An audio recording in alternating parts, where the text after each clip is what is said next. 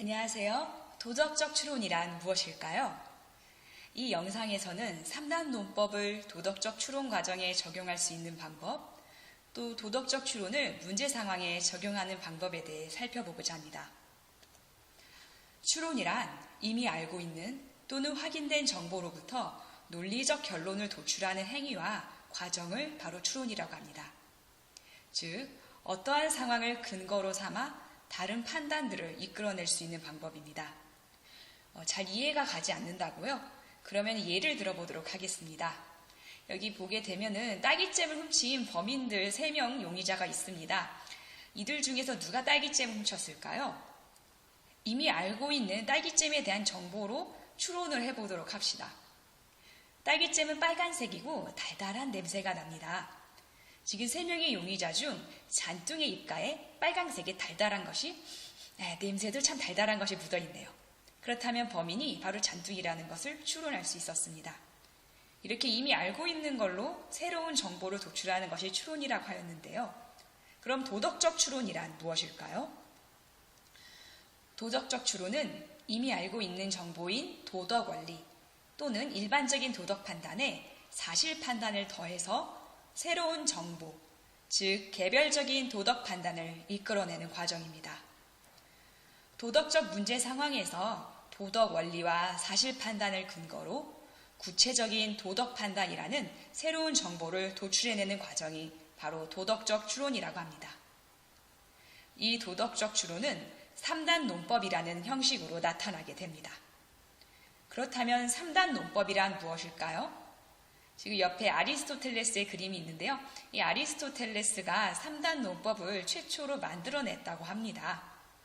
3단 논법이란 대전제와 소전제를 통해서 결론을 이끌어내는 방법입니다. 예시를 살펴봅시다. 대전제란 모든 사람은 죽는다 라고 나와 있는데요. 이 대전제에서 대는 클 대자입니다. 즉 보편적 개념을 말하지요. 3단 논법에서 가장자리가 가장 넓어 소전제의 주어, 결론의 서술어를 포함하는 개념입니다. 다음 두 번째로 소전제는 결론의 주어를 포함하는 좀 더 대전제보다 작고 구체적인 개념입니다. 여기 예시에서 대전제로 모든 사람은 죽는다 라고 하였는데요. 소전제에 있는 소크라테스는 사람 안에 포함되기 때문에 이 대전제 안에 포함될 수 있다고 하죠. 그렇게 하여 이걸 통해 나타낼 수 있게 되는 결론은 결국 소크라테스는 죽는다라는 것입니다. 3단이 3가지의 계단이라고 생각하거나 3가지의 단계라고 생각하시면 될 것 같은데요. 대전제가 1단계, 소전제가 2단계, 결론이 3단계 이렇게 해서 3단으로 논리적으로 말하는 법이라고 해서 3단 논법이라고 합니다. 그렇다면 이러한 3단 논법을 도덕적 추론에 어떻게 적용할 수 있을까요? 대전제의 위치에 도덕 원리, 소전제의 위치에 사실 판단, 결론의 위치에 도덕 판단을 배치하게 되면 됩니다.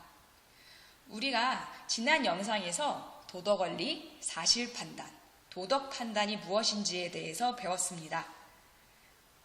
잘 기억이 나지 않는데요.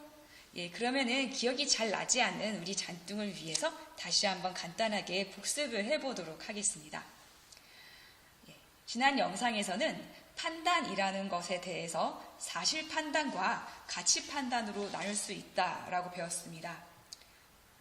판단은 어떤 대상에 대하여 무슨 일인가를 단정하는 인간의 사유작용이었는데요.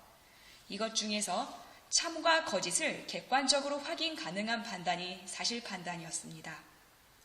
다음으로 좋고 나쁨, 아름답고 추악, 옳고 그름이라는 주관적인 가치들에 대한 판단을 바로 가치 판단이라고 하였습니다. 이러한 가치 판단에 있는 여러 가치들 중에서 옳고 그름과 관련된 가치에 대한 주관적인 판단이 바로 도덕 판단입니다. 이 도덕 판단은 크게 2가지로 나눌 수 있습니다. 일단 하나의 행위 또는 하나의 사람에 대한 도덕적인 옳고 그름을 판단하는 것은 개별적인 도덕 판단이라고 합니다. 다음으로 모두의 행동 또는 대부분 모든 사람들에 대한 도덕적인 가치에 대한 판단을 바로 일반적인 도덕 판단이라고 하며, 다른 말로는 도덕 원리라고 하게 됩니다. 그렇다면 우리가 알게 된 3단 논법에 이것을 적용해 보도록 하겠습니다. 3단 논법에서 모든 전제들, 모든 가장자리가 가장 넓은 것은 바로 대전제였습니다. 이 대전제 위치에 도덕 원리를 배치하게 됩니다. 도덕 원리는 대부분의 사람과 행위에 대한 판단이기 때문에 이 판단들에서 가장 위에 위치하게 됩니다. 두 번째로는 대전제 밑에는 대전제 안에 포함되는 소전제가 위치하게 됩니다. 이러한 3단 논법의 소전제에는 사실 판단을 배치하게 됩니다. 왜 이렇게 되는지에 대해 설명을 드리고 싶은데요. 도덕 원리라는 것은 사실 도덕 판단에 속하며 도덕 판단은 주관적인 판단일까요? 아니면 객관적인 판단일까요? 맞습니다. 주관적인 판단입니다.